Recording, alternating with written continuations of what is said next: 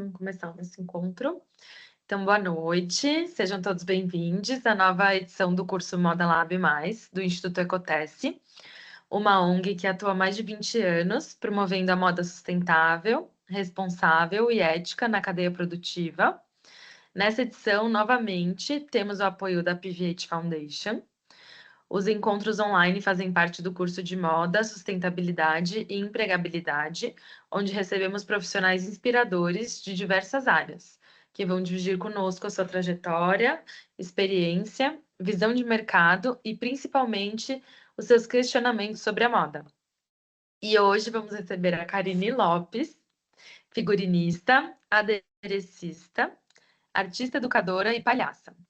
Ela é artista independente, fundadora do ateliê Ocorre Entre Linhas, desenvolve figurinos para grupos e coletivos de diversas linguagens cênicas, assinando mais de 40 trabalhos ao longo da sua trajetória. E hoje ela vai dividir a trajetória com a gente. Bem-vinda, Karine.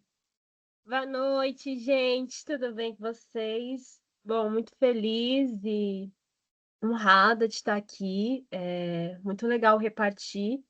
Tô com a música do Emicida na cabeça, né? Viver é partir, voltar e repartir. Então, eu trabalhei no Ecoteste também um tempo, uns 2, 3 anos. E, enfim, é muito legal estar aqui compartilhando um pouco da minha trajetória. Eu acho que eu coloquei também essa provocação de quem sou eu, para além da trajetória profissional, porque tudo isso impacta na gente, né? E isso também vai impactar no nossos processos de criação. Eu sou do Itaim Paulista, Zona Leste de São Paulo, periferia de São Paulo. Nasci e cresci aqui e vivo, moro. E sou de uma família baiana que veio nesse êxodo nordestino para São Paulo para tentar uma vida melhor, assim, né? Então, esse é um pouco do meu território onde vivo. Sempre estudei em escola pública, né? Então, estudava numa escola aqui perto, a mesma escola. Depois disso, a chefe da minha mãe falou que existia uma coisa chamada ETEC, e aí eu fui olhar quais cursos que tinha nessa tal de ETEC, né? E para pensar, isso eu tinha o quê? Uns 13, 14 anos. Eu tinha 13 anos. E aí eu falei, pô, modelagem do vestuário, eu gosto, né? E eu sempre desenhei roupas e sempre estava criando, né? Eu falei, pô, eu gosto dessa opção, assim.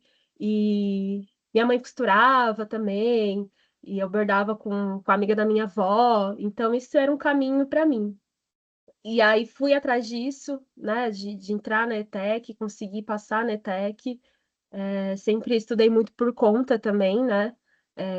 Meus pais terminaram o ensino fundamental e médio depois de casados, então meio que também eu via eles estudando, entendia um pouco da importância disso, sabe? E aí depois da ETEC eu descobri a universidade pública, então descobri que na USP Leste tinha moda, o curso de texto e moda.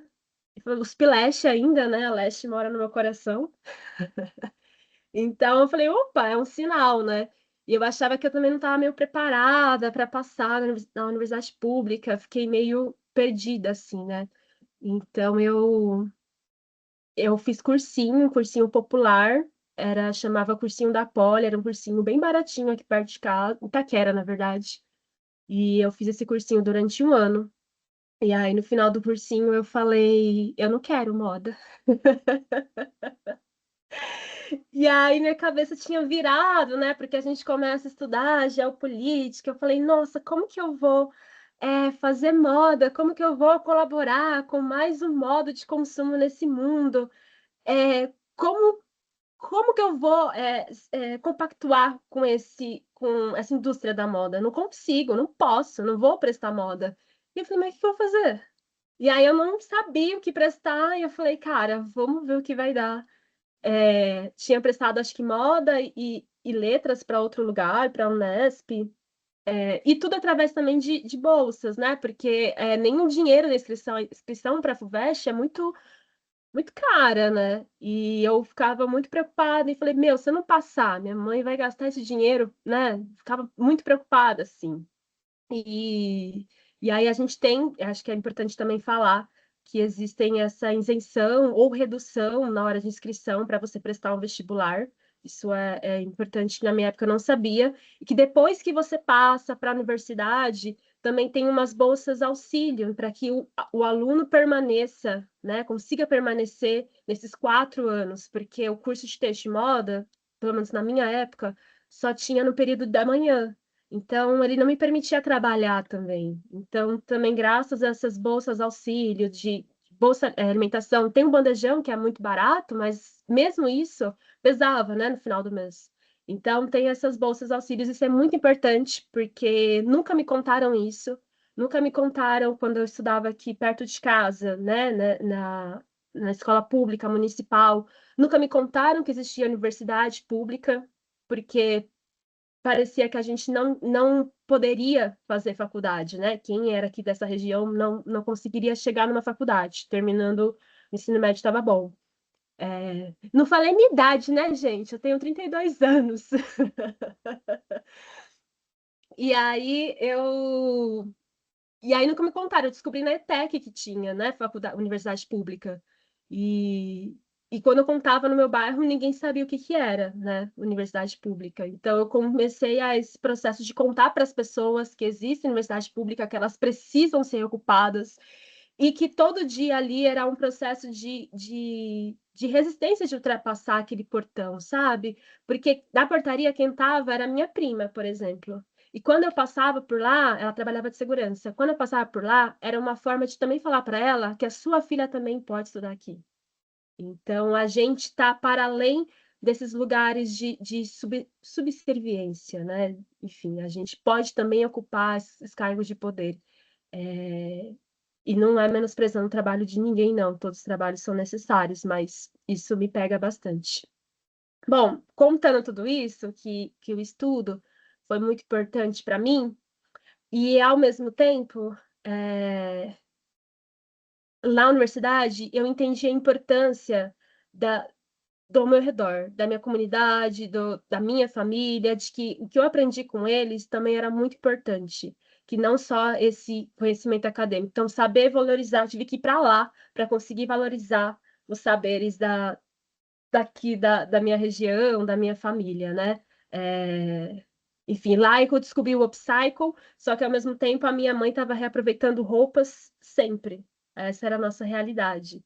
Então lá eu vi esse termo e falei, uai, mas vocês não fazem isso sempre? Não é uma coisa comum, né? Então foi bem interessante isso. Quando eu estava na universidade, eu pegava o jornal do trem e eu vi o curso de cenografia e figurino na SP Escola de Teatro. Opa, me interessa? Gosto. E aí eu passei para SP Escola de Teatro, e aí eu estudava lá à tarde, também tinha uma bolsa, na época o nome era Bolsa Cairós, já mudou o nome, que eu não me recordo qual que é agora, mas, enfim, e aí foi muito importante, aí foi uma virada de chave, assim, na minha vida, e lá eu conheci um grupo de palhaçaria, chamava Família Fodácio, e eles tinham ganhado um projeto chamado VAI. O VAI a sigla significa Valorização de Iniciativas Culturais. Ele é voltado para grupos culturais da periferia, principalmente, né? E, e a, ou em algum tipo de vulnerabilidade. E aí eu conheci eles e eles falaram: Olha, Cá, você não quer fazer o figurino pra gente? A gente tem tanto. Aí eu pensei também, vocês vão me pagar? E eu fiquei muito feliz, porque eu pagaria para trabalhar, sabe? Falei, nossa, achei que eu ia pagar do meu bolso, né? Então foi muito legal conhecer eles. Eles conseguiram esse vai um. No outro ano eles conseguiram o vai de novo. E lá eu conheci a minha mestra da palhaçaria, que é Cida Almeida, minha grande mestra mãezona, assim. E ela falou: Olha, eu tenho um grupo de estudo de palhaçaria. Vinha segundas-feiras, o grupo era GECA, o nome, que é Grupo de Estudos de Claus Anônimos. E ela vem estudar com a gente, era na Lapa, gente, eu atravessava a cidade. vem só observar eles, observar os corpos. E aí eu comecei a estudar e para fazer curso de palhaçaria para entender o figurino, para entender o movimento do palhaço, para entender o movimento do corpo. E quando eu vi também estava em cena e virei palhaça. E aí as pessoas começaram a me contatar para fazer figurino, fazer figurino. Eu não sabia, tinha a mínima ideia como precificar. Aí pode passar o próximo slide, Lincoln?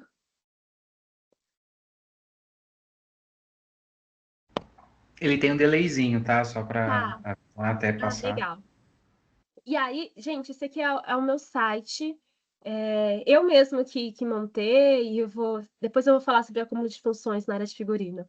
Mas eu também tenho que atualizar, tem mais coisas. Mas as pessoas foram me contatando para fazer figurinos e eu não tinha a mínima ideia de como precificar isso. Eu fui descobrindo meio na prática como se constrói isso, quais são os processos, porque apesar de ter passado por uma faculdade de moda, apesar de ter passado pelo técnico, pela cenografia e figurino na SP, a prática é completamente diferente da teoria, né? Acho que pode passar o próximo.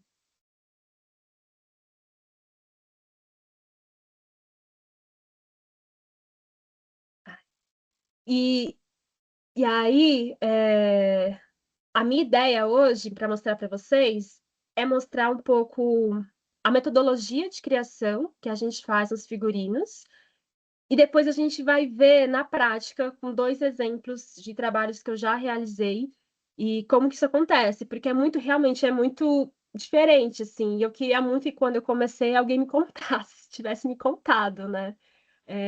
O que precisava, né? Quais caminhos seguir, qual esse passo a passo. Por mais que ele se modifique, é um lugar para a gente voltar, é um lugar para a gente falar, oba, beleza, daqui que eu parto, né? Para não se perder. Então, eu trouxe uma definição que está nesse livro aqui, ó, do Fausto Viana, junto com o Dalmir Rogério. Eu tenho o PDF dele e eu vou deixar para vocês também. Ele está no portal de livros abertos da USP, tem várias referências lá sobre traje de cena. O Fausto Viana, ele chama de traje de cena, né? Que é a indumentária, a roupa usada nas artes cênicas, pode ser teatro, circo, ópera, balé, musicais, enfim, pode ser cinema, performance. E aí, toda cena que tem um ator trajando um traje, é um traje de cena, né? Quando isso vai para cena. Então ele faz a diferenciação, mas figurino e traje de cena, as duas formas são certas. A gente acaba falando mais sobre figurinos. E hoje eu vou compartilhar com vocês um pouco da minha realidade, que é uma realidade de figurino para grupos e coletivos, tanto de dança, quanto de teatro, quanto de circo. Então, esse é um universo que eu vivo, que é o teatro de grupo, né? Então, tem algumas especificidades. Por exemplo, geralmente um teatro de grupo, a gente precisa ter uma resistência muito grande dos figurinos. Esses figurinos precisam durar, porque da minha companhia, a gente está com figurino há 6 anos. A gente não reformou ainda, né? Então, ele precisa ter essa durabilidade, é o que os coletivos geralmente desejam, né? Não é uma regra também. Tudo que eu falo não é uma regra, viu, gente? É tudo muito poroso. Não, eu tinha parado no estacionamento. Acho que foi sem querer, né? Bom, e acho que pode passar o próximo slide.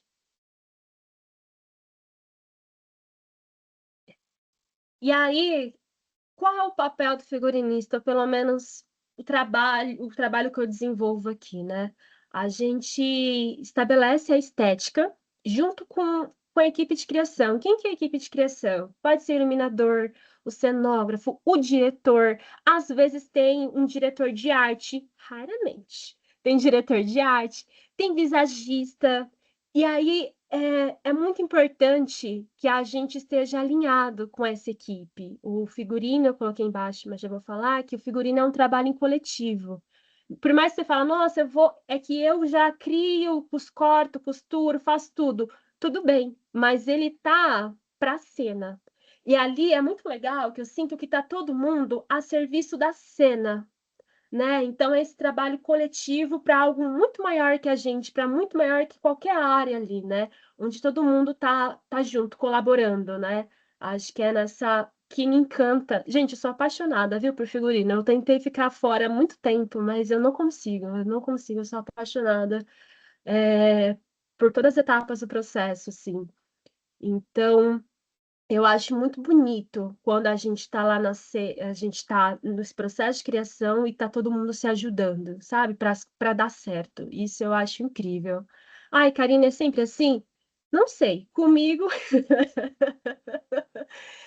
teve trabalho que não foi assim? Teve, gente, tiveram, assim, mas aí é por outras questões, né? A gente é atravessado por muitas coisas ao longo da vida. Às vezes a pessoa não está bem, às vezes está acontecendo alguma coisa, enfim. Mas a gente está a favor da cena, o importante é a cena ali, né? E o encontro, e essa cena reverberando no público também, que é para quem a gente faz, né? A gente não faz para a gente, para o nosso ego, a gente faz também para o outro, né? Então a gente está sempre para o outro ali, isso é muito, muito bonito.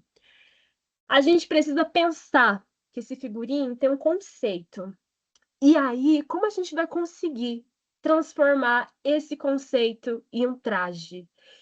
E para além disso, como que isso chega para o público também? Porque às vezes eu tenho um conceito, eu construo esse figurino, eu confecciono, eu elaboro ele, e o conceito só é válido para mim, não acaba não chegando no outro. Já fiz muito, confesso. Mas aí eu falo, pô, não chegou pro outro, né? Tem que explicar tanta peça ali, né? Que acaba não chegando. Então, isso a gente também vai aprendendo. E às vezes nem precisa. Às vezes precisa chegar, com certeza, e às vezes você fala, não, já está dada a resposta aqui. Reverberou de uma outra forma, a gente não consegue definir como o outro vai sentir, como vai chegar no outro. Isso vai depender também da bagagem de cada um. E tá tudo bem. Se funciona em cena, se funcionou para todas as áreas, tá tudo bem. Então a gente vai criar esses croquis, pensar nessas volumetrias, texturas. Eu faço muito, gente, figurino para espetáculos de rua. E na rua a gente não tem o recurso da luz. Então, eu preciso de texturas na rua. Eu preciso que quando eu falo uma frase que assim, que o olhar não escorregue. Não sei se faz sentido, mas eu preciso ter coisas para olhar, assim, sabe? Texturas que vão me abraçar. O Serrone, que é um cenógrafo e também um figurinista maravilhoso, ele fala sobre a cenografia, mas falando da luz, que a luz precisa ter onde dormir, onde se recostar. E às vezes eu também acho que isso também está no olhar. O nosso olhar precisa ter para onde ir.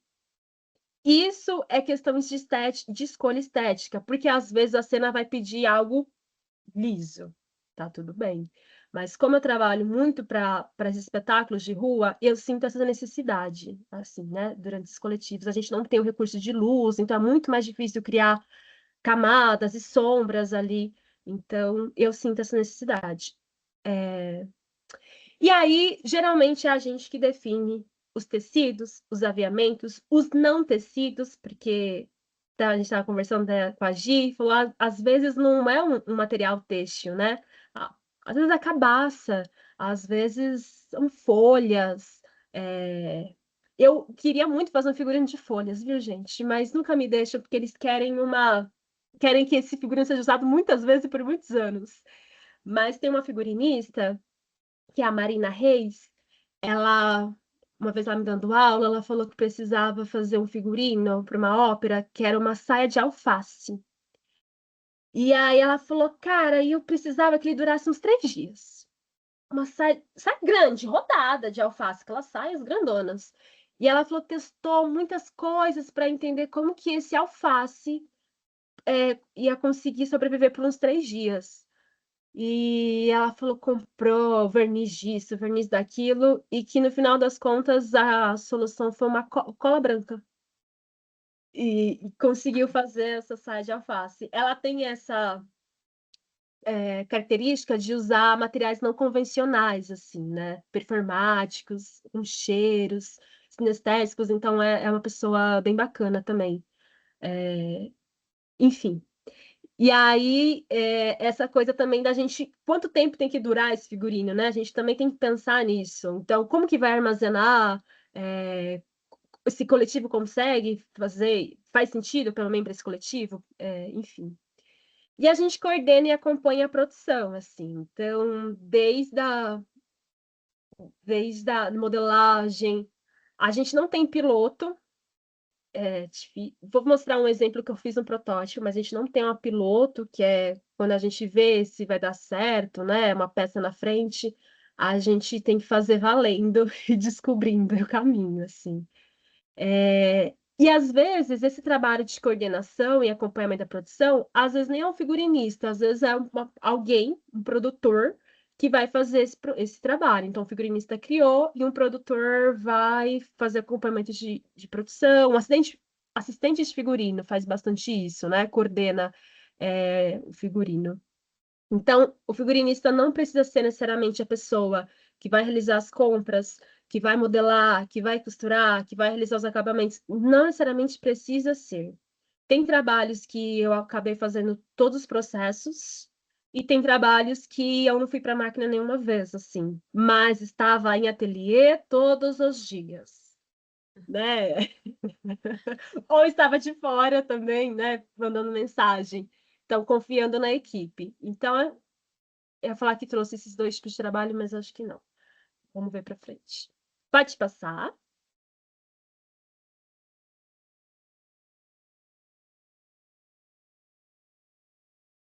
E o que esse figurinista, então, precisa ter, né? Acho que trouxe algumas coisas, assim.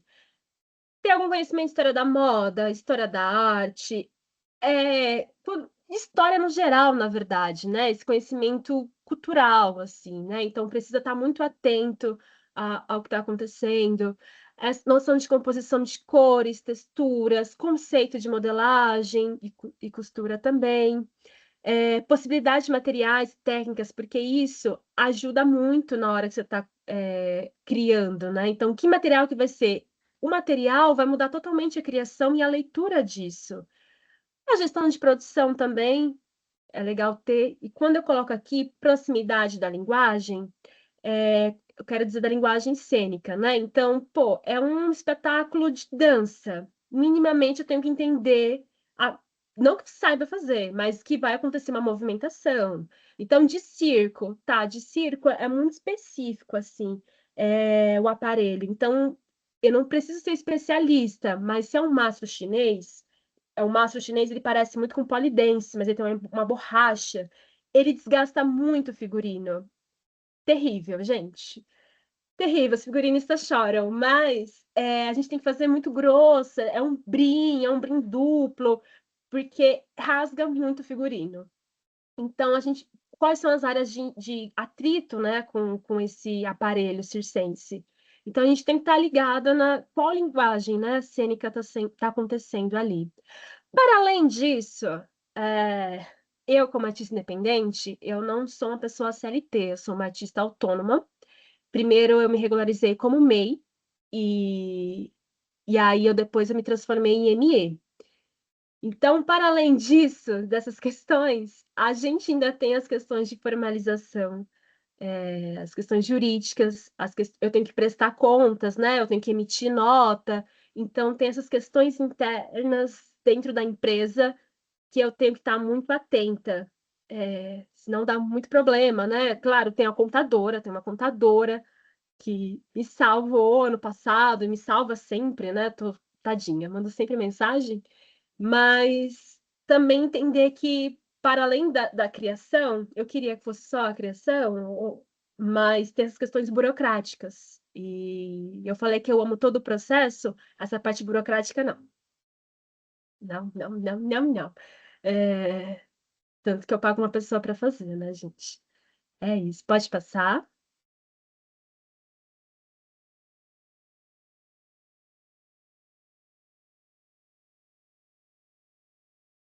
E aí, hoje eu queria muito. como eu falei para vocês, focar nesse processo de como que se inicia o figurino, né? Como a gente consegue criar esse conceito. O processo de criação, eu coloquei a frase, é livre. Cada um tem o seu. E para cada pessoa funciona de um jeito. E esse processo de descoberta, para saber como que funciona para você, é na prática, é testando. Então, eu trouxe um processo que funciona para mim, que geralmente eu sigo, e, mas também cada figurino, cada projeto de figurino tem a sua particularidade. Então, tem gente que já vai chegar com referências prontas. Falar, olha, eu pensei nesse caminho, Karine. E tem gente que vai chegar com uma palavra. Ela falou, eu criei um figurino recentemente não, acho que faz uns 2 anos. Ela falou assim que queria estar camuflada de cidade. E eu falei, nossa, camuflada de cidade? Eu falei, não, beleza. Ela e o diretor falaram isso. Eu falei, não, beleza. Olha, mandei várias referências. É isso? Não, é camuflada de cidade. Aí mandei o material. Olha, gente, é isso? Não, é camuflada de cidade. Eu falei, não, beleza. Fique calma, gente, calma. Essas horas tem que estar calma.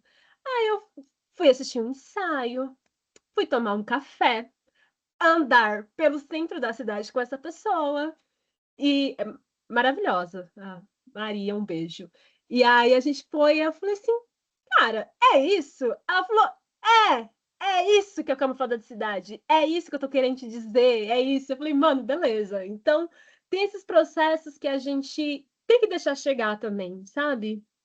Então, tem coisas que a gente não consegue acelerar, que fala, beleza, é camuflada de cidade, a gente vai entendendo junto, porque quando a pessoa está criando um espetáculo, né? Esse coletivo está criando um espetáculo, são muitas informações também para aquela pessoa. E às vezes transformar isso em palavra é muito difícil, porque são coisas muito internas. Então é um trabalho também, é um estudo, conseguir transformar o que está internamente em palavras, depois conseguir transformar em desenho, conseguir transformar em um protótipo, conseguir transformar no figurino em si ou no espetáculo em si, né? Então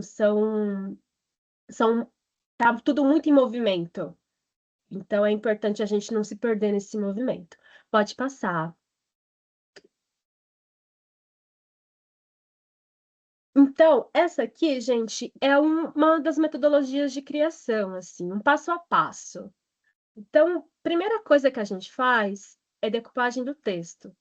Às vezes não tem um texto, às vezes só tem um tema, e às vezes tem um roteiro. Ou, como eu falei, às vezes tem uma palavra. Então, a primeira coisa que a gente faz é entender o que está acontecendo, qual que é o tema. Se tem um texto, a gente lê o texto. E a partir disso, a gente, pelo menos eu faço. Eu faço um mapa de ideias, um chuva de ideias. Eu vou anotando tudo que me vem na cabeça, sem se parar. Não é palavra. Sem se paralisar por isso, sabe? Sem se julgar. Vamos só anotando. Que às vezes vem bolo de laranja com chocolate. E em algum lugar isso vai me levar. Porque eu lembrei da minha avó que ela tinha uma toalha de mesa assim. Às vezes é isso. Então, sem se julgar, a gente vai colocando para fora tudo que tá assim, sabe? Bem nesse filtro. Aqui eu coloquei invertendo, né? Tanto pesquisa de texturas, cores, formas, volume ou pesquisa imagética. Às vezes eu faço pesquisa imagética primeiro. E às vezes eu vou pela textura e pelas cores. Depende muito do que vem desse coletivo, de quem me procura, né? Então isso muda muito. Isso muda bastante, na verdade. Então depende muito do que vem nesse coletivo. Então, vou fazer essa pesquisa imagética, vou fazer essa pesquisa de cores, texturas, formas. E onde que eu faço essa pesquisa? Óbvio que a gente tem várias ferramentas, aplicativos de imagens, é ótimo, eu uso bastante Pinterest. Só que às vezes ele não se basta, né? Às vezes eu preciso ir além. Desse mesmo que eu falei da camuflada de cidade, era um espetáculo sobre Feira do Rolo. Cara, eu não encontrei na internet imagens de Feira do Rolo. Eu fui para uma Feira do Rolo, né? Eu fui fotografar a Feira do Rolo. Então, mais para frente vocês vão ver também um espetáculo que foi de futebol de várzea. Fui assistir meu pai jogando futebol de várzea no Flor do Morro, o time do Sem Santão, sabe? Ele na final. Então fui para um estádio, levei minha mãe no jogo da seleção brasileira feminina. Então a gente vai também buscar onde que me alimenta também imageticamente, né? E aí a gente vai debruçar isso mais para frente. E o que é muito importante, a gente organizar a pesquisa, porque é tanta informação e tantas possibilidades de caminho que a gente se perde um pouco. Eu me perco um pouco. Então, eu preciso muito organizar a pesquisa. Então, às vezes, eu faço um painel, dois painéis, três painéis, quatro painéis, e aí eu vou limpando esse painel, reduzindo para entender o que eu quero de verdade. Em cima dessas imagens e texturas, eu vou também escrevendo, para entender porque às vezes eu esqueço, por que eu peguei aquela imagem, né? Então, é legal a gente fazer esse processo. E outra parte fundamental é a gente comunicar essa ideia, né? Então, a gente fazer um projeto, pode ser desenho, pode ser maquete, pode ser colagem, a melhor forma que você conseguir se comunicar. E às vezes você precisa das três. Então, teve uma vez que eu fiz desenho, foi aprovado. Aí comecei a fazer os testes, falou, não é isso, cá. Aí eu tive que fazer uma maquete, falar, gente, é isso? É. Eu falei, tá bom. Então a gente vai seguindo, assim, né? Então a comunicação é muito importante. Comunicar a ideia é bem importante também. Pode passar, Lincoln.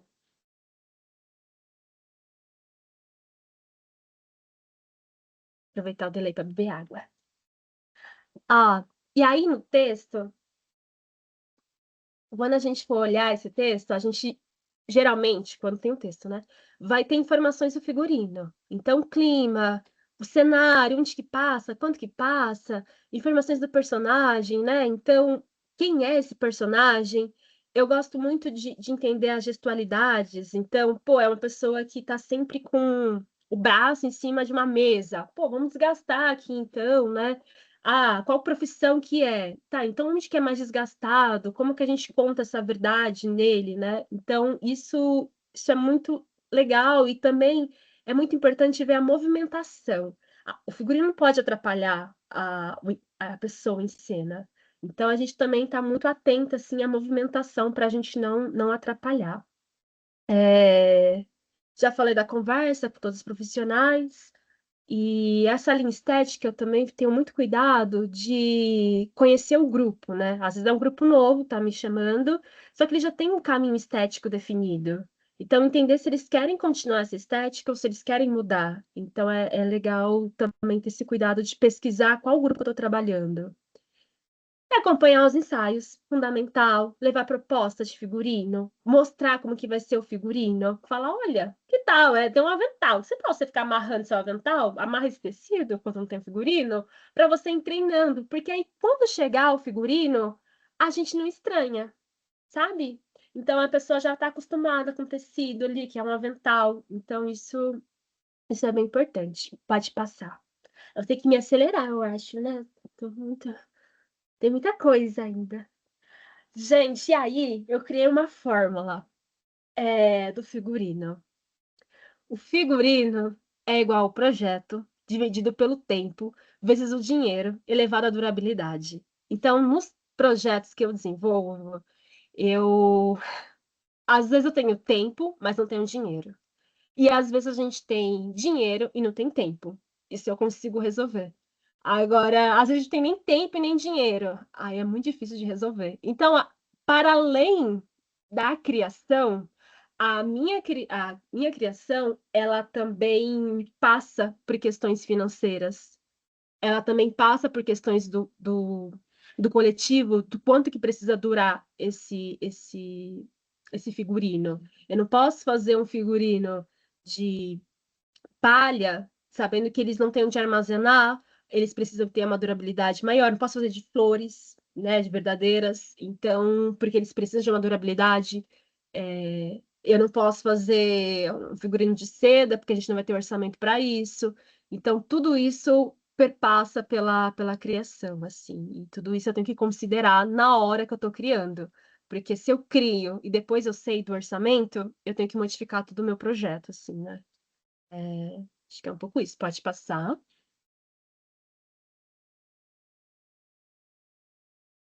E aí a gente tem um cronograma, né? Então a gente falou um pouco do processo de criação, depois a gente vai para a produção, que é compra de materiais, fazendo a modelagem, costura, montagem, acabamentos, pintura de arte.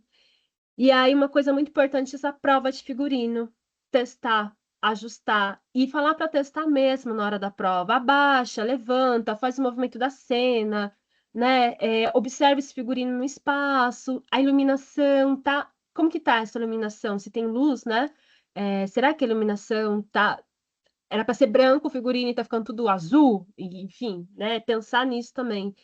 E uma coisa que acontece muito no figurino circense é que sempre me pedem vermelho, né? Figurino vermelho. Aí eu falo, tá, mas e a cortina?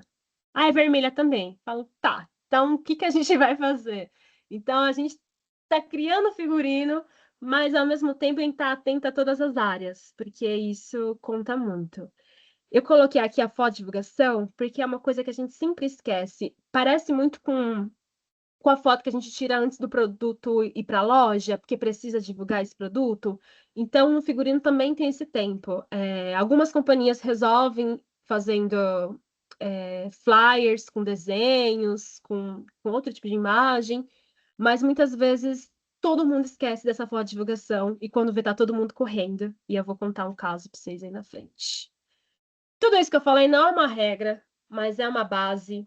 Cada um tem seu próprio cronograma e processos, só que é legal a gente entender esse passo a passo. Sim, é legal a gente estar atento a isso, porque nem sempre as pessoas estão atentas. Então, a gente tem que estar atento e falar assim: opa, ô produção, vai ter foto? Né? Então, a gente também tem que checar essas coisas antes de fazer o figurino. Vai passar.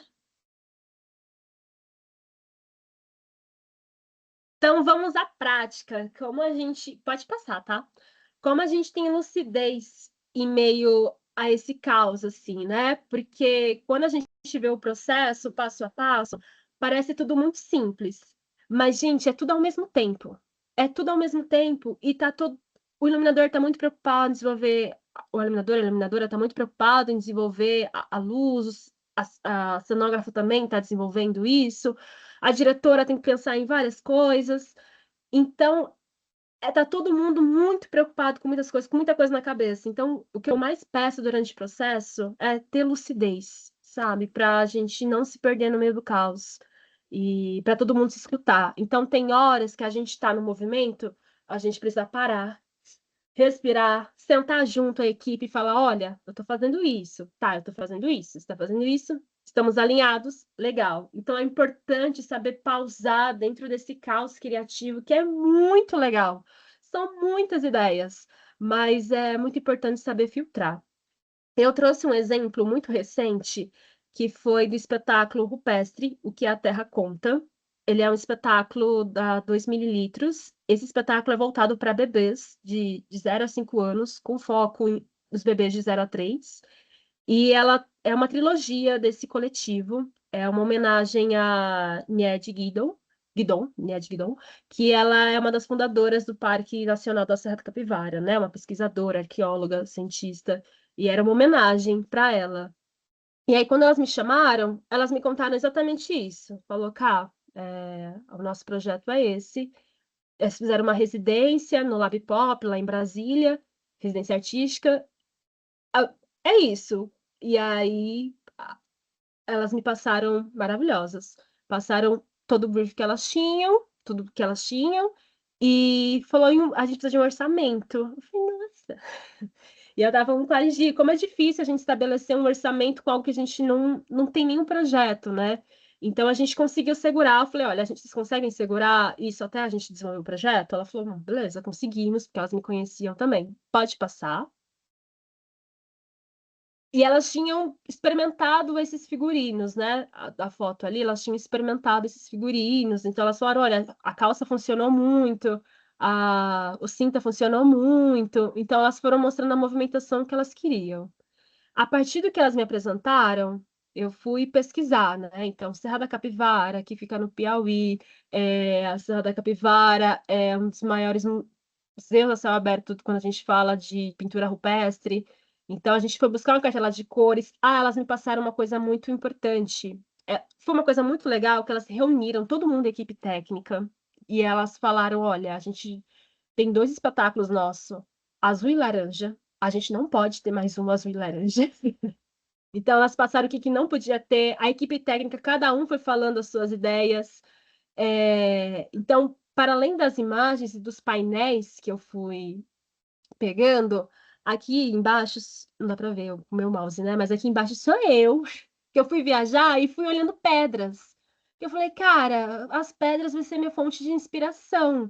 Então, olhar ao nosso redor também é muito importante para isso ir alimentando a gente na hora da construção. Então, eu fui olhando que essas pedras, que caminho que essas pedras poderiam me dar, assim. O cenário é lindíssimo, é da Lorenza.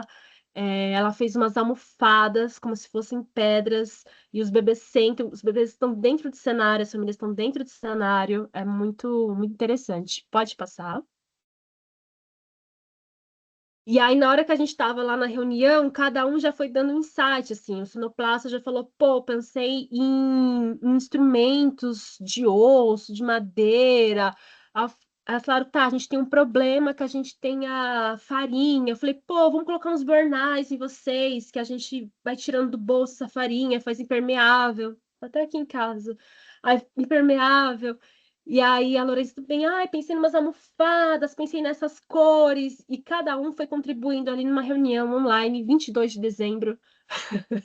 É muito amor ao teatro, né? E aí eu falei, olha, as calças. Depois eu fui na pesquisa, né, Imagética, falei, olha, as calças eu pensei em, em ter essas laterais arredondadas para pensar nas formações rochosas. Elas queriam muito, elas me chamaram inclusive porque elas queriam fazer tingimento natural, trabalhar com tingimento, e eu trabalho com tingimento, então elas estavam muito afim da gente ver isso. E aí na parte da blusa a gente pensou de fazer umas composições com tecidos diferentes e ter essa costura na overlock do avesso, entre aspas. E aí, Aparente. aparente, obrigada. Aparente, e aí isso ser como fosse, cada um fosse um tipo de rocha, né? Então a gente vai tendo várias ideias na hora. Pode passar.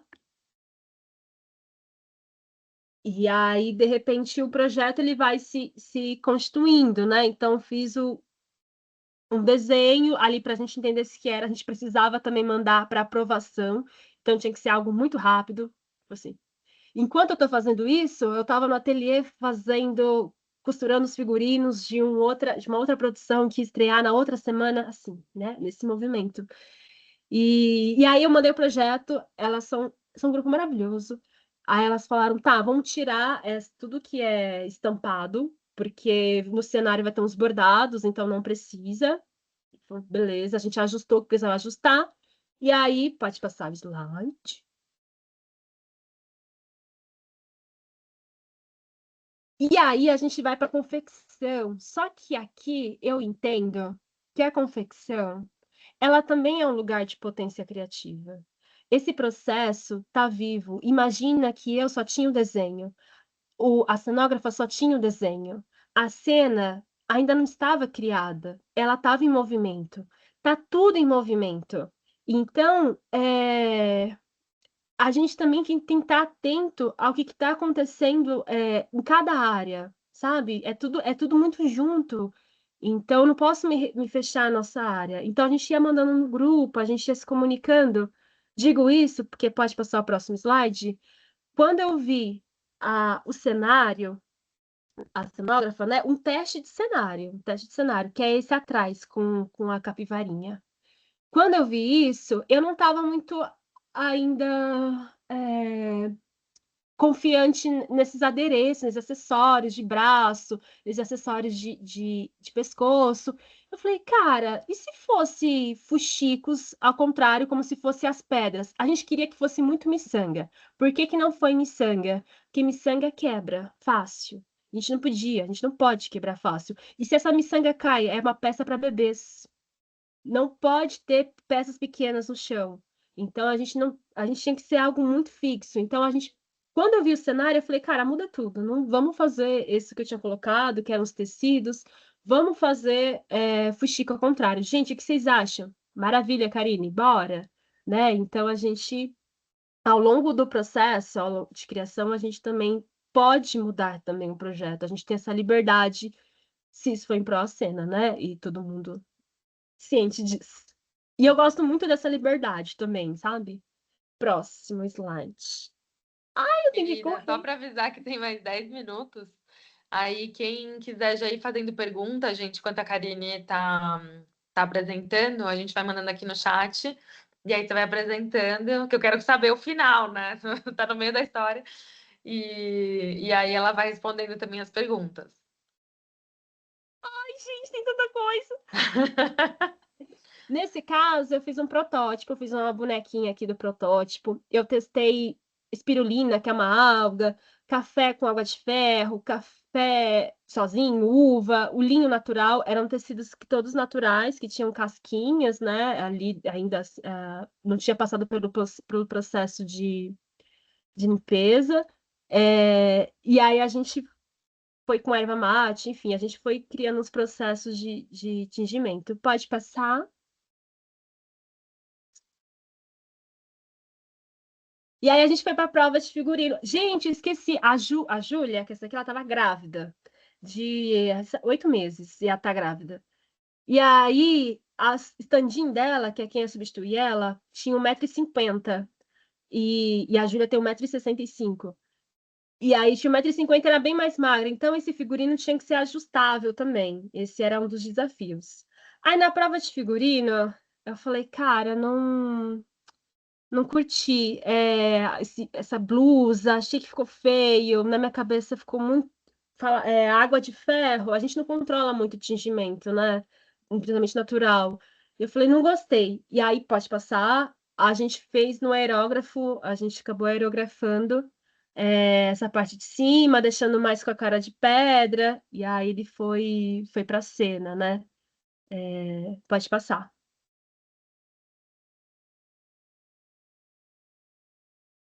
Aí O são bom os de fazer detalhes. figurino é que você consegue umas fotos incríveis, né, Karine, do seu trabalho.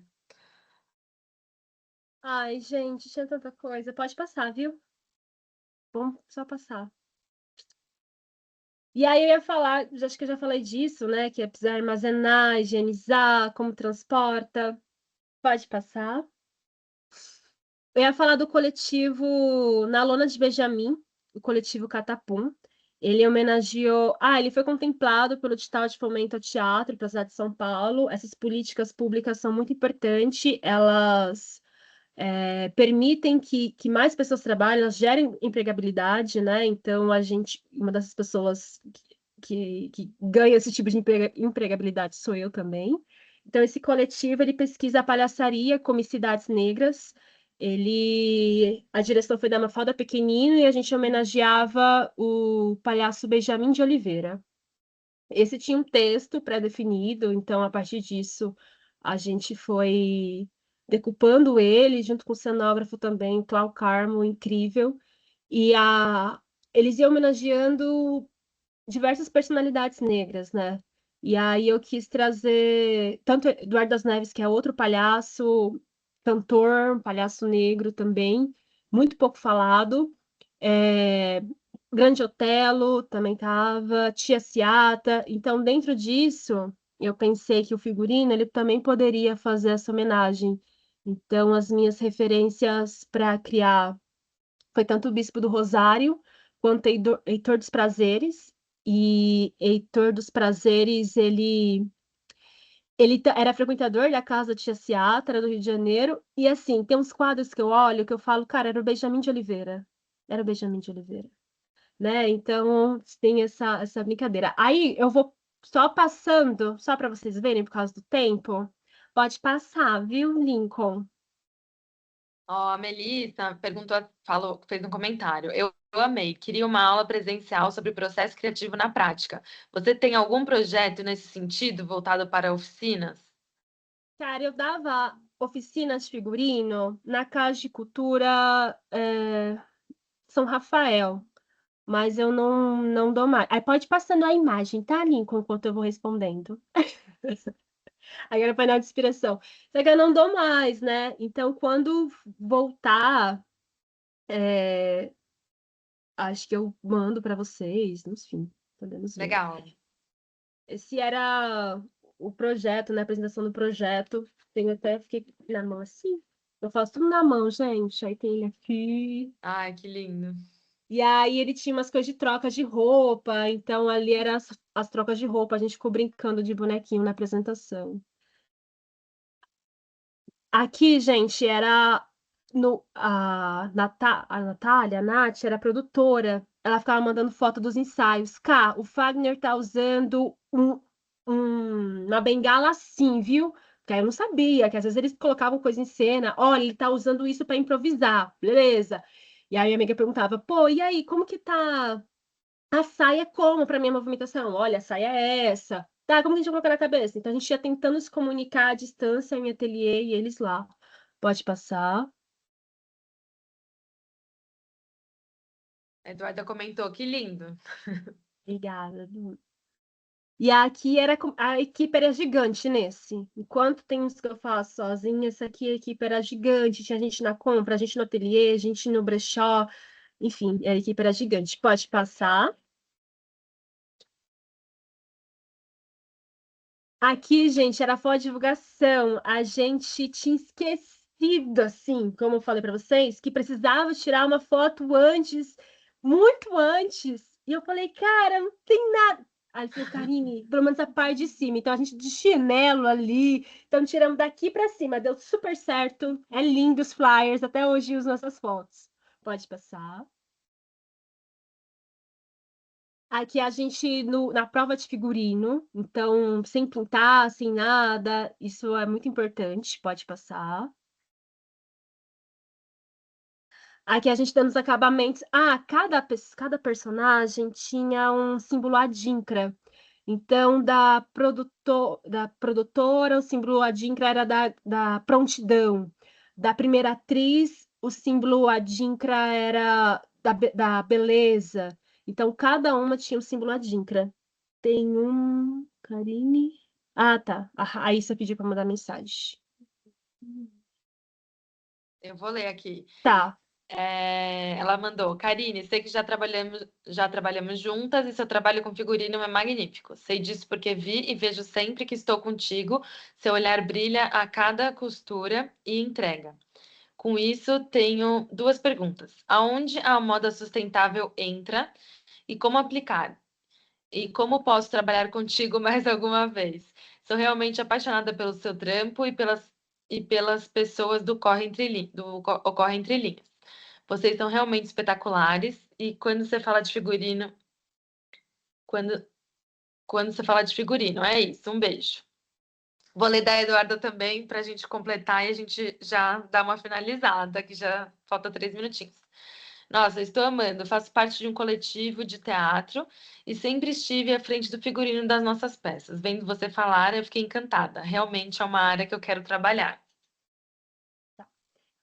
É, sobre a moda sustentável, né? Eu acho que tem muitas frentes que a gente trabalha no figurino. A gente tem que reaproveitar o material ao máximo. Então, aqueles fuxicos que vocês viram, eles foram de sobra de uma produção de uns figurinos que eu fiz para um coletivo de arte e educação, que foi da Crialudes. Então, para além disso da gente reaproveitar os materiais, a gente também tenta trabalhar nessa rede, é, dando trabalho para todo mundo, um trabalho justo também. A gente também tentando entender as particularidades de cada pessoa, então tentando se reorganizar. Acho que o mais me encanta é que a gente pode se reorganizar dentro das nossas próprias lógicas, e não dentro de uma lógica do consumo, do capital, então a gente tenta se importar com o outro também. Aqui é muito importante estar todo mundo bem, né? Então, se alguém não está bem, tem alguma questão, assim, né? Então, o processo, ele também tem que ser saudável, sabe? Para todo mundo. Isso eu acho que vai de encontro à moda sustentável, a gente pensar para além da matéria, mas com o humano também, sabe? Então a gente é um coletivo de, de pessoas periféricas, em sua maioridade pessoas negras. A gente também tem muitas pessoas trans nesse coletivo. A gente tenta sempre abraçar a galera da comunidade também, gerar empregabilidade aqui na Zona Leste. E isso me pega num lugar muito grande, porque eu sempre tive que atravessar a cidade para, fazer curso, para estudar. Meu, teve uma época que a Leste ficou em greve, eu tinha que ir para o Butantã. Então, isso para mim é pensar em outras formas de uma rede de comunidade, assim, né? Eu acho que isso. E tem para ser figurinista. Olha, para ser figurinista, eu acho legal a SP Escola de Teatro, ela virou universidade, né? Ela virou ensino superior. É um bom caminho também. É, e é muito legal lá que você tem contatos, né? Então, o meu processo foi que as pessoas começaram a entrar em contato comigo. Então, foi divertido. Pode ir passando as imagens, Lincoln, não vou falando, não. Só para poder ver, gente. É, aí é o Bispo do Rosário, né? Enfim. E aí, para mim, foi importante, assim, ir para SP pela essa rede de contatos que foi acontecendo. E é isso, o Lincoln tá passando as imagens. Esse é um quadro do Heitor dos Prazeres sobre a tia Ciata, e a gente se inspirou na estampa. Pode passar. Ai, gente, é muito rápido, é muita coisa, sabe? Desculpa. Ô, Karine, deixa o seu arroba aí para quem quiser continuar a conversa, né? Vou escrever aqui, ó. E aí o que eu trago de provocação. Corre, gente, nem esse meu arroba, entre linhas. Acho que é assim. Eu acho que é assim. E aí eu fiquei pensando nisso, né? Quais são nossas referências, o que nos alimenta enquanto criadores, como a gente ter lucidez em meio ao movimento. E aí o caos, foi uma palavra de 2024, mas o caos é um lugar criativo. A gente só tem que saber voltar e filtrar, assim, as informações. E aí eu vou deixar para vocês essas referências do livro aberto da USP, livros abertos da USP. Então, um compilado de referências sobre traje de cena, que aí vocês podem também se aprofundar no assunto. E aí, tinha me pedido aqui dica, né? Queria dica sobre o processo seletivo. Olha, Eduarda, eu faz muitos anos, né, que eu fui para lá, nem sei, 2012, eu acho. E eu acho que o processo seletivo ele mudou bastante desde então, né? Mas eu acho que é legal você contar da sua trajetória, falar do Moda Lab Mais, né? Falar das suas vontades, desejos, e falar que você ouviu, ouvi Karine. Brincadeira. Não, verdade, assim, ouvi uma ex-aprendiz daqui e ela falava com muita paixão e eu fiquei com vontade. Pode mandar real, assim, eu acho que tem essa parte da entrevista e ser muito sincero, assim, sabe? Na parte de entrevista. Ai, gente, me sigam Vai. nas redes sociais. Eu sou péssima de redes sociais, mas eu tô tentando atualizar os trabalhos por lá. Esse é o do Catimba, do futebol. E aí eu fui ver meu pai sendo campeão, sessentão, no Flor do Morro, e levei minha mãe no estádio, assim. Era entender que a nossa base, o lugar de onde veio, também são referências e também é inspiração pra gente, sabe? E para amo museu, sou apaixonada, artes visuais, apaixonada por esse movimento, mas também é importante valorizar esses saberes que a gente tem na nossa volta, assim, sabe? Valorizar quem veio antes da gente. E sempre que a gente puder, tá homenageando, assim, eles. Acho que era isso. Um monte de Ai, coisa, né? obrigada, Karine. Arrasou. Muito, muito, muito lindo ver essa trajetória. A gente se conhecia um pouquinho, mas estava super curiosa para saber. Obrigada aí pela generosidade de passar tudo isso. Acho que foi muito, muito bacana.